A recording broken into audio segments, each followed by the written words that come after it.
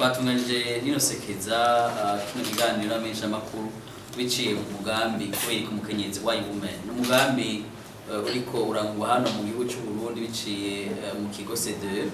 Rero muri uwo mugambi mu kigabane ca mbere twarashoboye kwegera abakenyezi, turegera abagabo bari hirya no hino mu gihugu cy'u Burundi, turaganira ivyo byose bituma umukenyezi ataba umwe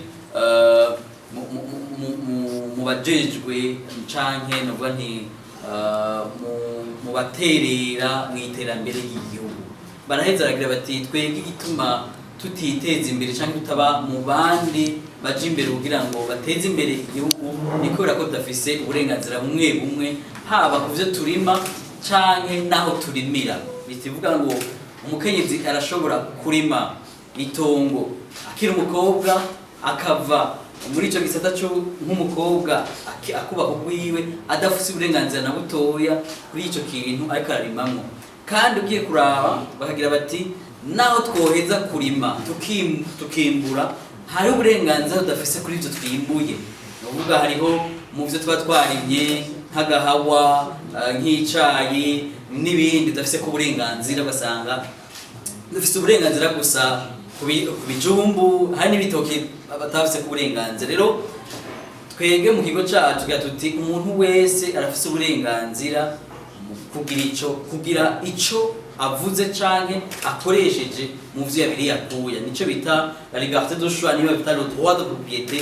Iyo umuntu agize ico akora kwitongo canke kukindi kintu cyaje cyose arafise ubwo burenganzira. Rero mu bakenyezi nimba uno munsi abakenyezi ibice ivyigwa vyerekana yuko umukenyezi adafise ubwo burenganzira biri muri vyinshi bituma umukenyezi no munsi aguma inyuma y'abandi mu bijanye n'iterambere.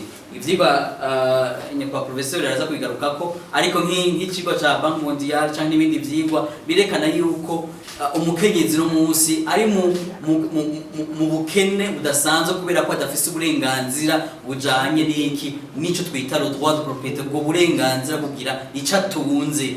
Urashobora gukora ku itongo n'ivyo bakora nk'umukozi, ariko ukoze nk'umuntu asanzwe ava aho hantu hanyuma ntugire uburenganzira ku kintu cyose kiva muri iryo tongo, ni ukuvuga yuko umeze nk'umu esclave muri ico gihe. Rero mu gihugu cy'u Burundi ivyo bintu twarabisezereye. Uburundi bwarasinye amasezerano agaragaza yuko umuhungu n'umukobwa bangana imbere y'amategeko.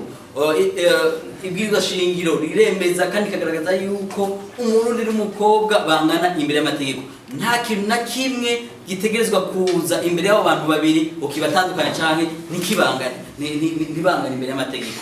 Rero ngarutse ku kibazo mugira muti mbega mubona bizogenda gute? Twebwe igikorwa cacu no kwigisha no kwerekana ndetse n'abajeje korosha ayo mategeko, gushira mu ngiro amategeko, kubahiriza ibwirizwa shingiro, kubahiriza amasezerano Burundi bwasinye, kubishira mu ngiro.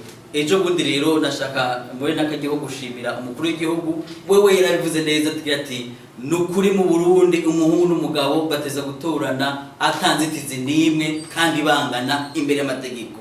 Ati rero ikibazo gihari nuko hariho abacamanza, hariho abajuje batariko rabitahura. Niyo ngorane uno munsi mu Burundi dufise, kuko ibwirizwa shingiro yo yurayivuga neza, haba ku martika 19 22 n'izindi zitandukanye zirekana yuko haba umuhungu canke umukobwa bose bangana imbere y'amategeko mu gihe cyose hageze gutora canke baburana ibisigi. Rero